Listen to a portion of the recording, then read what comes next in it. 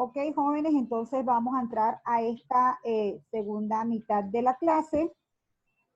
Ya después de esto no nos vamos a conectar más en Zoom por hoy, sino mañana. Recuérdense que entonces nos estamos centrando en entender el tema de cómo en la práctica se aplica política monetaria. La primera unidad dijimos, la política monetaria es el manejo por parte, por parte del Banco Central de la cantidad de dinero y de la tasa de interés. ¿Okay? Lo que estamos haciendo aquí es entender eso en la práctica de qué se trata. Y la primera visión que dejamos es que al final el Banco Central no controla tan directamente la cantidad de dinero porque el indicador que él controla no es el indicador de oferta monetaria. Sin embargo, tiene una gran influencia porque generalmente el multiplicador monetario suele ser un coeficiente bastante estable y entonces un aumento en la base monetaria genera un aumento proporcional en la cantidad de dinero o en la oferta monetaria de la economía. ¿Está claro? Entonces, ¿cómo mueve él esa base monetaria? Para mover esa base monetaria, aumentando la cantidad de dinero, si quiere que la política monetaria sea expansiva, o reduciendo la cantidad de dinero, si quiere que esa política monetaria sea contractiva, tiene necesariamente que mover por el lado de sus activos algún activo. Ya nosotros habíamos agrupado sus activos en dos grandes categorías. Los activos externos netos, que tenía que ver con las tenencias que tiene el Banco Central de oro monetario, de derechos especiales de giro, de divisas y de cuentas de depósito en monedas distintas a la de curso legal. Todo este balance que está aquí está hecho en bolívares, lo que significa que estos activos externos ciertamente están valorados en dólares, pero a los efectos de la cantidad de dinero interna han sido multiplicados por el tipo de cambio y han sido llevados a un valor referencial en bolívares. Entonces, repito, el origen de los activos externos es la balanza de pago, los movimientos que hay allí y dependiendo de los resultados de la balanza de pago, el saldo de las reservas internacionales puede aumentar o puede disminuir en un periodo determinado. En el caso de los activos internos, como cualquier banco, se refiere a los créditos que otorgue el Banco Central. Y entonces, en ese sentido, el Banco Central puede, obvio que sí, prestarle al gobierno, le presta a los bancos y eventualmente le puede prestar a los privados. Otra actividad que no la veríamos aquí directamente en los créditos, tiene que ver con el hecho de que el Banco Central se provee de bonos emitidos por el gobierno. El gobierno hace una emisión de bonos, esa emisión de bonos quien la coloca es el Banco Central y entonces el Banco Central va a tener por un lado los bonos y si vende los bonos, pues entonces va a estar comprando y vendiendo bonos en el mercado interbancario. Entonces, veamos cada uno de estos instrumentos por separado. Empecemos con entender entonces que los instrumentos de política monetaria ya los dijimos, intervención en el mercado cambiario, operaciones de mercado abierto, financiamiento del déficit fiscal, ventanilla de descuento y las reservas exigibles. A través de estos instrumentos el Banco Central o directamente mueve la base monetaria o influye sobre el multiplicador. Realmente el último punto es el que le permite al Banco Central influir sobre el multiplicador, el resto todos son para influir sobre la base monetaria. El primer instrumento que aparece aquí es su intervención en el mercado cambiario. Entonces vamos a tener un Banco Central que va a estar activamente en el mercado cambiario y dependiendo de cuál sea su objetivo o el tipo de cambio, va a vender divisas o va a comprar divisas. Siempre que compre divisas va a aumentar sus tenencias de activos externos netos. Siempre que aumente este activo, entonces va a aumentar la base monetaria. ¿Por qué va a aumentar la base monetaria? Bueno, porque está necesitando expandir, o sea, utilizar dinero para poder intercambiarlo por estos activos financieros, supóngase que sea compra de dólares, ¿ok? porque para él es endeudarse más, porque bueno, él realmente no es el dueño del dinero, sino que es el público. Recuerden, y eso lo vamos a entender mejor con la parte del gobierno, que el Banco Central tiene la potestad de crear dinero de forma contable, o sea, no necesita estar haciendo moneditas y billetes para aumentar la base monetaria. Él contablemente, como quien puede hacerlo con un lápiz, puede aumentar las reservas bancarias en 1.000, 2.000, 3.000, y eso es indicativo de que ahora hay más dinero circulando en la economía, ¿ok? Él se compromete a que ese dinero va a mantener su valor en el sentido de que no va a permitir que haya una inflación. ¿Qué es lo que generalmente va a generar que haya una inflación?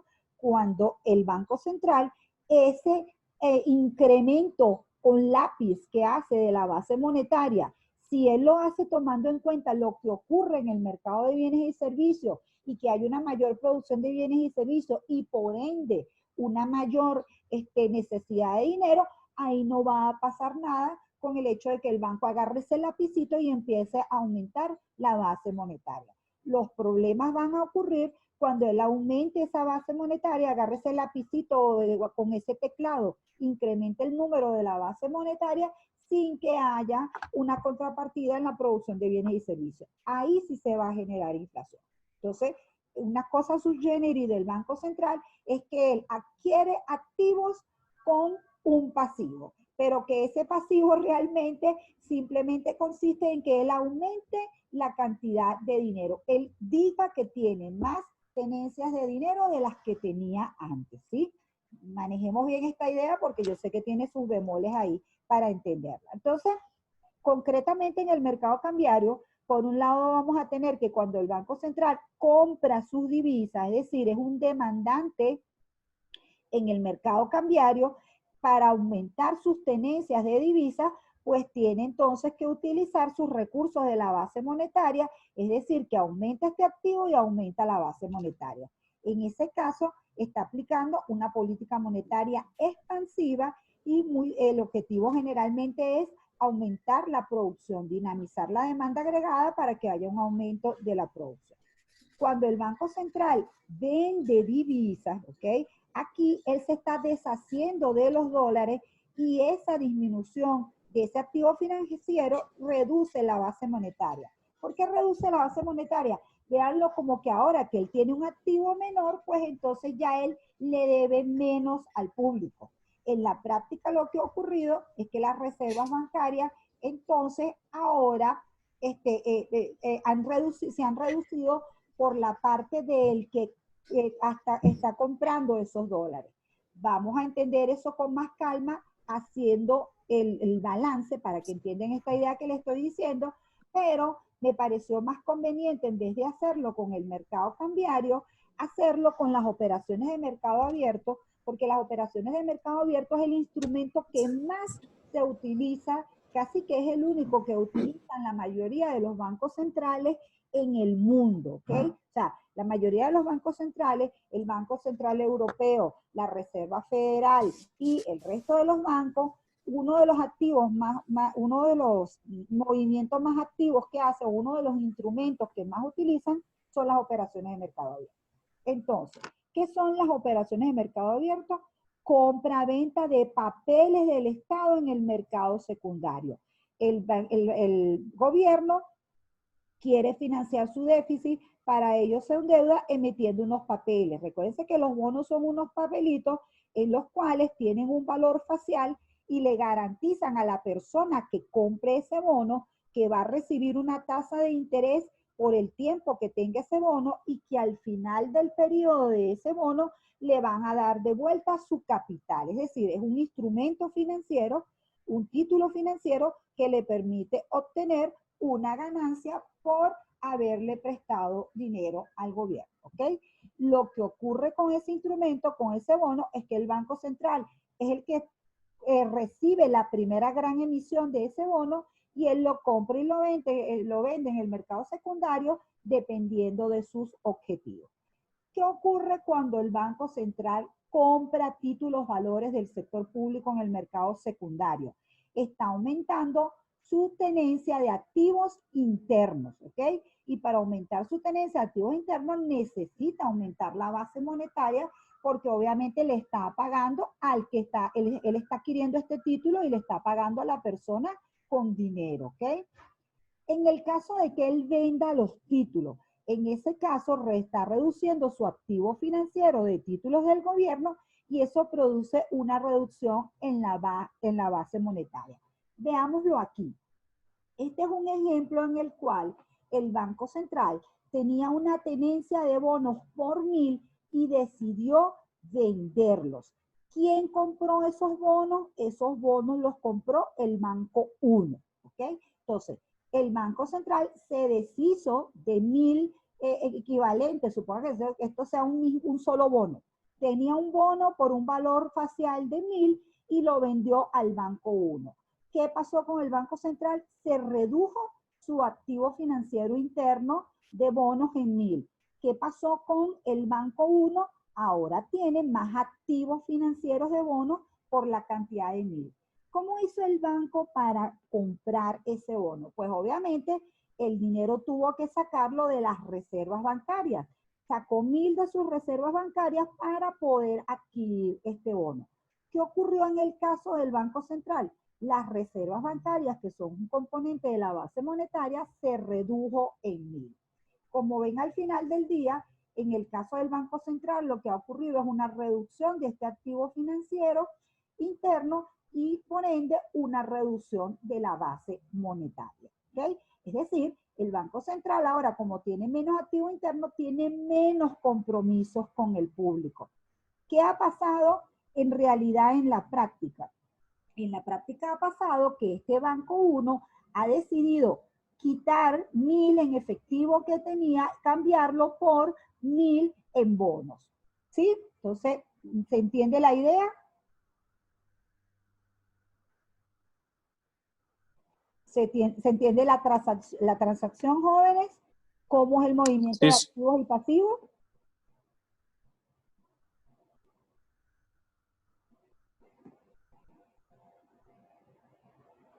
Silencio absoluto, ¿sí se está entendiendo? Fíjense, vamos a verlo, antes de ver el tema del financiamiento del Banco Central, vamos a ver la ventanilla de descuentos. Ok, perfecto, me alegra que se esté entendiendo. Vamos a ver la ventanilla de descuentos. El Banco Central concede préstamos a los bancos para que puedan cumplir con su exigencia de reservas bancarias.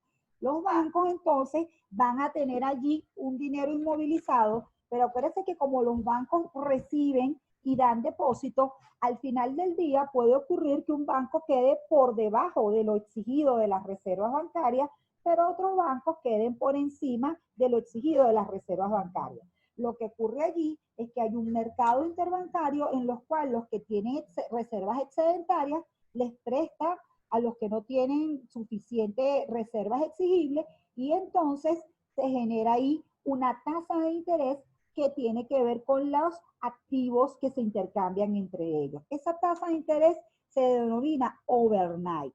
Cuando el Banco Central decide cobrar una tasa de interés a los bancos más bajita que la que hay en el mercado interbancario, el Banco Central lo que está diciendo es no se vayan a pedirle prestado a otros bancos a una tasa más alta, sino que pídanme prestado a mí, porque eso tiene un efecto expansivo en la base monetaria, porque en la medida que los bancos se pueden endeudar con el Banco Central, no tienen que congelar el dinero de los depósitos, es decir, hay más dinero disponible de los depósitos para prestar.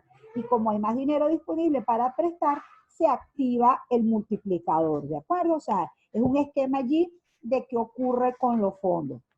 Por el contrario, si el Banco Central no quiere que tiene una política de reducir la base monetaria, en este caso lo que hace es que o la cantidad de dinero, mejor dicho, le cobra una tasa de interés más cara a los bancos y entonces ellos tienen que acudir al mercado interbancario a tasas más altas, entonces lo van a pensar más para estar por debajo de las reservas exigibles. Eso entonces combinémoslo aquí con este otro elemento que es lo que son las reservas exigibles o encaje legal.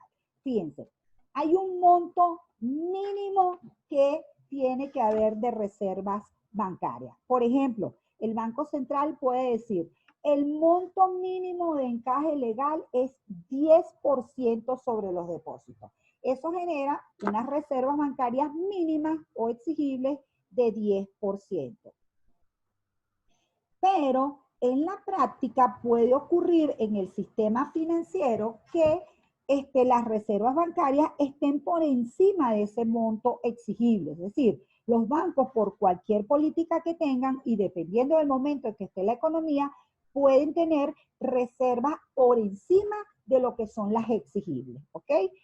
Lo que sí es cierto es que al final del día, los bancos que no estén cubiertos mínimo con las reservas exigibles, o van a tener que ir al Banco Central a pedir dinero o van a tener que pedirle dinero al resto de los bancos, porque en su contabilidad al final del día tienen que cubrir ese requerimiento de reservas exigibles.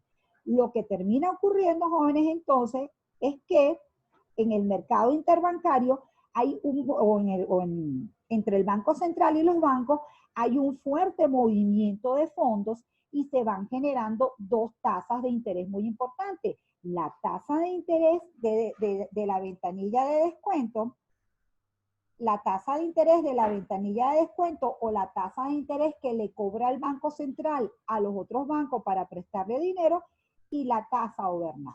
De manera que lo que el Banco Central decida hacer con esta tasa a la que le presta a los bancos va a tener mucha incidencia en lo que pase con las reservas bancarias y por ende con la cantidad de dinero o la oferta de dinero por esta relación que ya hemos manejado aquí, que el banco siempre va a tener sus depósitos, va a tener una parte que tiene que mantener como reservas y otra parte que es la que puede prestar a los bancos. Entonces, allí, después de las operaciones de mercado abierto, el otro elemento que usa muchísimo es los bancos, es todo este tema de manejar las reservas bancarias. Inclusive, la mayoría de los bancos ya no suben ni bajan el encaje legal, sino que simplemente manejan la tasa de interés con estos elementos que están aquí. Repito, piénsense todo el tiempo en un banco como una actividad muy fuerte en la cual están ocurriendo depósitos todo el tiempo, están ocurriendo retiros todo el tiempo y los bancos están concediendo préstamos a las empresas. Entonces, los bancos siempre van a estar trabajando con un indicador bastante líquido, que es el dinero, pero del lado de sus activos van a tener un indicador que no se mueve tanto, que es los préstamos que le hace a las empresas y obviamente también a los particulares y al gobierno, ¿ok? Entonces, todo ese movimiento va a generar cambios en la cantidad de dinero y cambios en la tasa de interés. Es la forma dinámica de que actúan los bancos. Finalmente, el banco le puede prestar al gobierno, por supuesto que sí. Fíjense lo que les coloco aquí. El gobierno puede financiar su déficit pidiendo prestado al Banco Central. Cuando el Banco Central le presta al gobierno directamente, ocurre una creación de dinero inorgánico, porque el gobierno está aprovechando la potestad del Banco Central de emitir dinero para que le preste dinero a él.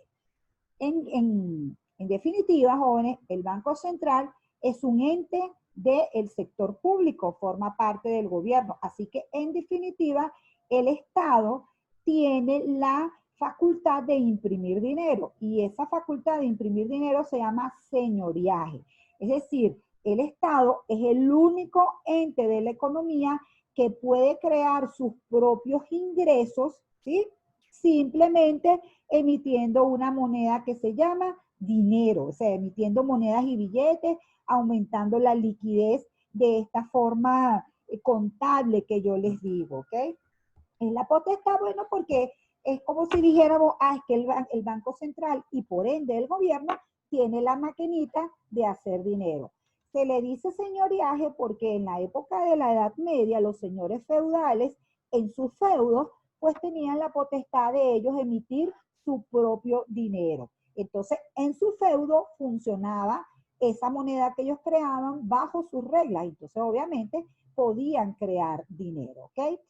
El uso de esa facultad que hace el Banco Central, como usted imprime, como el Banco Central presta dinero al gobierno sin que haya un respaldo en la generación de bienes y servicios, eso se va a traducir en inflación. Esto es lo que vamos a entender con la teoría cuantitativa del dinero. Y entonces se dice que cuando el Banco Central usa su potestad de señoreaje para financiar sus cuentas, incurre o hace que la gente tenga que pagar un impuesto inflacionario. ¿Por qué la gente termina de pagando esto como un impuesto inflacionario? Bueno, porque la inflación deteriora el valor del dinero, ¿sí? Deteriora los saldos reales. Si usted tenía en su cuenta bancaria 10,000 bolívares, ¿verdad? Y el Banco Central creó una tasa de inflación, supóngase, del 3%, eso va a hacer que usted, en términos reales, ahora esos 10,000 bolívares le rindan un 3% menos, ¿ok? Eso se sería considerado como un impuesto que le está cobrando a usted el gobierno, ¿de acuerdo? Entonces, esos son los instrumentos que permiten al Banco Central aplicar política monetaria y con ello influir, repito, sobre la tasa de interés y sobre la cantidad de dinero. ¿Preguntas, jóvenes?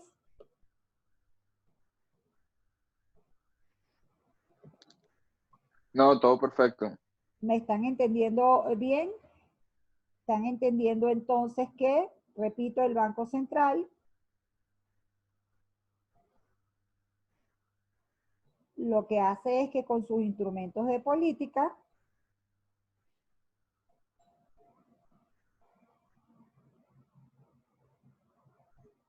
este es el mercado monetario, con sus instrumentos de política, aumenta la cantidad de dinero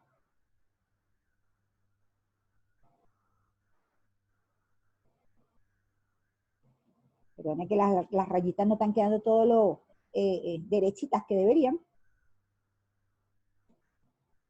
Cuando aumenta la sub cero, hasta ahora esto es todo lo que hemos explicado. ¿Cuáles son los instrumentos que le permiten al Banco Central aumentar o disminuir la cantidad de dinero? Y de esa manera, o sea, con sus instrumentos, aumentar o subir la base monetaria y con esa cantidad de dinero, pues entonces, esa base monetaria, ¿verdad? Dependiendo de lo que pase con el multiplicador monetario, va a generar este movimiento que está aquí. Por ejemplo, si decide aumentar la base y no cambia el multiplicador monetario, la cantidad de dinero va a subir proporcionalmente a lo que ocurra con la base, a lo que ocurra con el multiplicador monetario, ¿ok? Y finalmente, la mayoría de los instrumentos influyen sobre la cantidad de dinero del agregado que controla el Banco Central y el porcentaje de reservas bancarias va a influenciar el multiplicador, obvio, porque al final el porcentaje de reservas bancarias es RR, ¿sí? Es el porcentaje que decida el Banco Central cobrar sobre los depósitos. Reservas bancarias entre depósitos. ¿Ok? Ahora, entonces, esperemos que si no tienen alguna pregunta, podamos ver rapidito la demanda de dinero y seguramente el tema de la teoría cuantitativa del dinero nos va a quedar para mañana, ¿sí? Entonces, déjenme dejar de compartir aquí para volver a la presentación.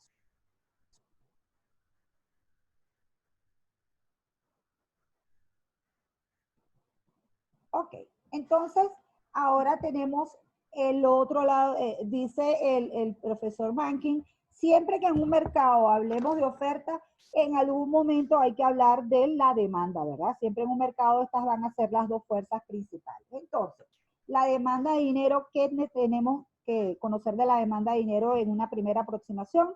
Que la demanda de dinero se refiere a nuestra necesidad de disponer de un medio de cambio para realizar las transacciones de compra-venta de bienes y servicios. Recuerden, el dinero es un activo, cualquier activo que sirva para poderlo intercambiar por bienes y servicios. En realidad, las personas no solamente demandan dinero para transacciones, sino también para precaución y para especulación, ¿ok? Entonces, las personas van a querer tener dinero. Una parte de la demanda va a ser transaccional para comprar bienes y servicios.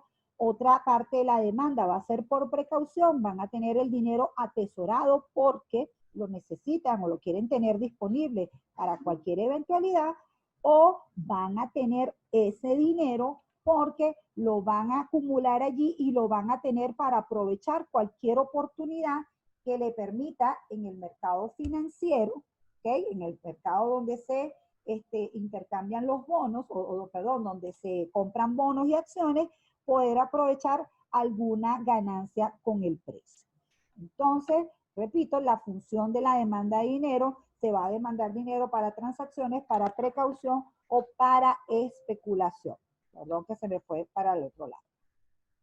En ese sentido, siempre que ustedes escuchen hablar de la escuela clásica se centra en el dinero básicamente para usarlo para transacciones. No toman en cuenta ni la precaución ni la especulación.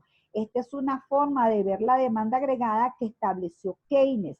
Keynes fue el que se dio cuenta que no solamente se demanda para bienes y servicios, sino que también para precaución y para especulación. Sobre todo este tema de la especulación. Entonces, al final de lo que se trata, jóvenes, es de tener dinero o en monedas y billetes o depositado en los bancos, principalmente depositado en los bancos, en cuentas de ahorro, cuentas a plazo, en certificados a plazo, que van a permitirle a él en algún momento tomar decisiones sobre si quieren quedarse con ese dinero. O sea, todo eso representa dinero. Y las personas, dice Keynes, van a estar todo el tiempo escogiendo entre cuánto van a demandar por dinero, y el resto de la riqueza financiera que no esté en dinero va a estar en los otros activos financieros, que generalmente los otros activos financieros son los bonos y las acciones.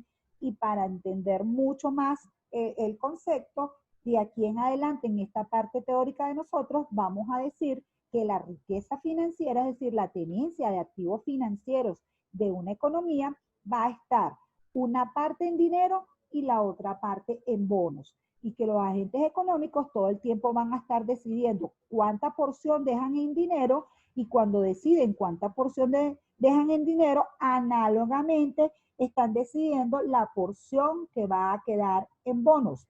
Y todas estas decisiones se toman dependiendo de la tasa de interés.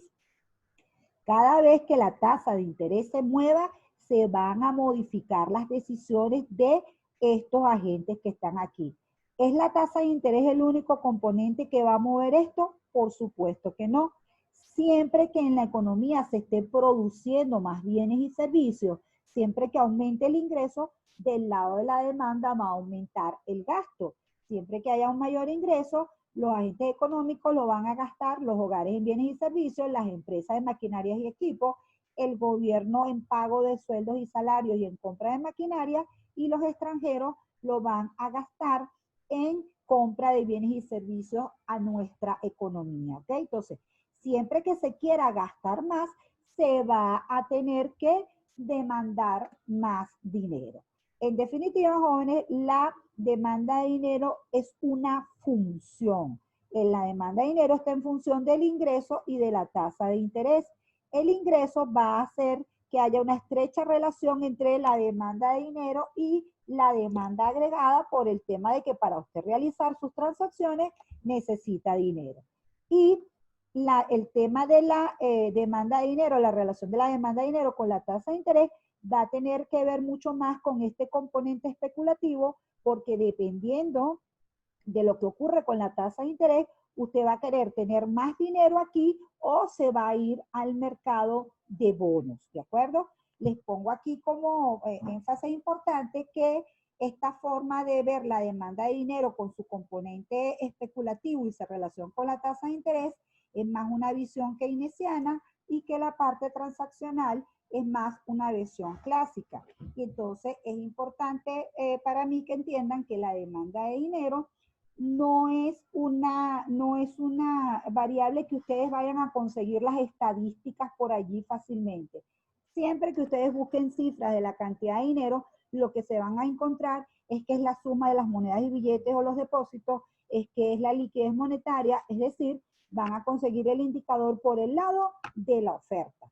Si ustedes quieren saber cómo es la demanda de la economía en un momento dado, necesariamente van a tener que hacer una función y la demanda de dinero va a tomar valores dependiendo de lo que pase con el ingreso y con la tasa de interés. Es decir, la demanda de dinero siempre va a ser una función y esta función, esta demanda de dinero va a tener pendiente negativa. ¿Por qué va a tener pendiente negativa? Porque nosotros, ¿verdad? La forma de establecer la relación de la demanda de dinero con la tasa de interés es que es una relación inversa. En la medida que la tasa de interés sea muy alta, usted va a demandar poco dinero. ¿Por qué va a demandar poco dinero?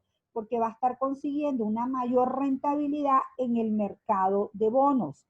En la medida que la tasa de interés empiece a bajar, a usted no le va a importar tener dinero aquí, usted va a mantener este dinero aquí almacenado porque también se le presenta la posibilidad de después entrar al mercado de bonos y sacar provecho a eso. No se preocupe que la relación entre el mercado de dinero y el mercado de bonos la vamos a ver con mucho más detalle en las próximas clases, ¿ok?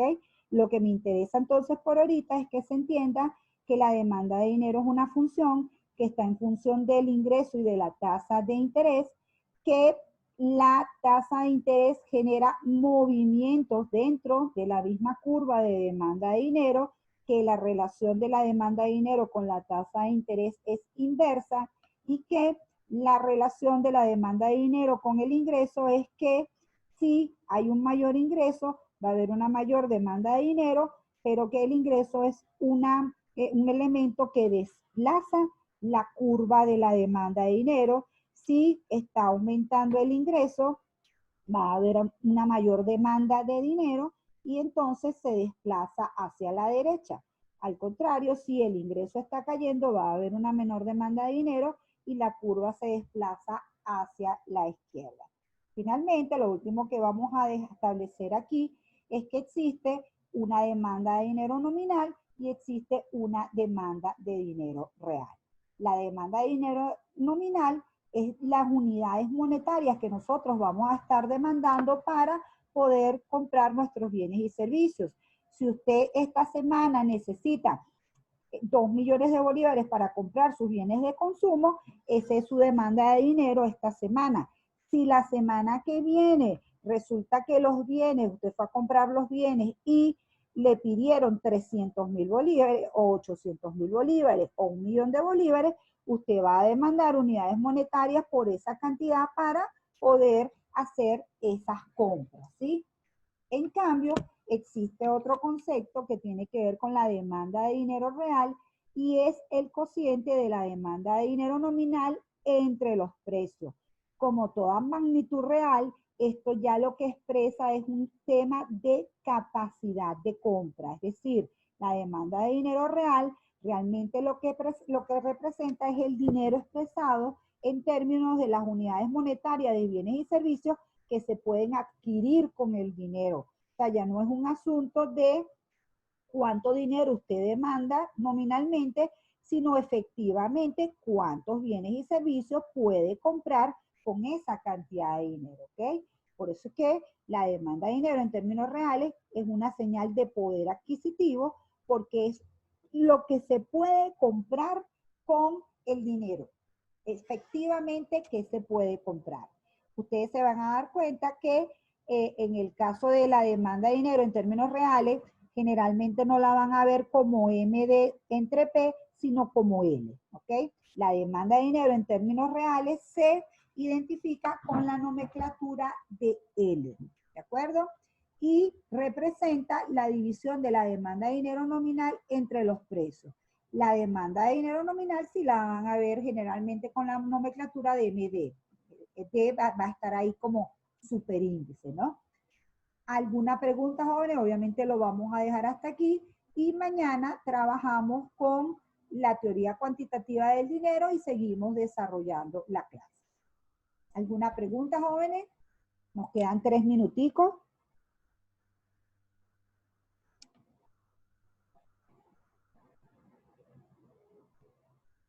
¿Alguien quiere hacer algún comentario rapidito?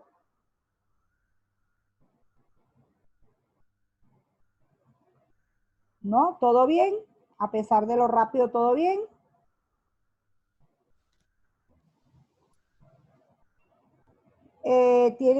Nos dice Carlos que tiene algunas dudas, pero que el tiempo por aquí no va a permitir que las haga. Por favor, hazlas por WhatsApp, ¿sí? Para que sigamos alimentando esta discusión por allí. Hazlas por el grupo de WhatsApp, no te preocupes por la pregunta que sea, ¿ok?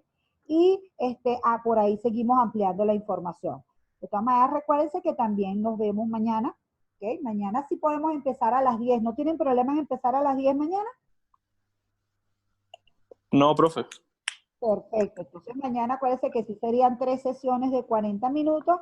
La idea sería poder terminar de desarrollar la unidad 3, que como saben corresponde al tema del dinero y de la inflación. Entonces, bueno, esperemos que se puedan abordar mañana el tema de la relación del dinero con el mercado de bienes y servicios, que eso tiene un fundamento teórico importante y que podamos ver las causas de la inflación. Ahí vemos.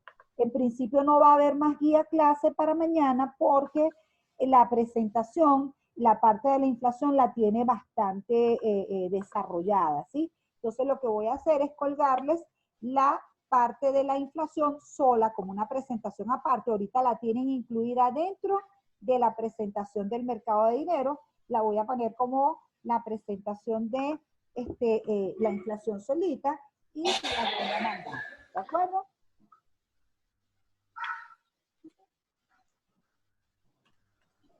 Entonces, bueno, no habiendo más inquietud por aquí ahorita, les deseo un buen provecho. Seguimos comunicándose por WhatsApp en lo que suba en lo que se convierta esta segunda parte de la presentación en la tarde. Subo todo esto a M7 y hago los anuncios que haya lugar.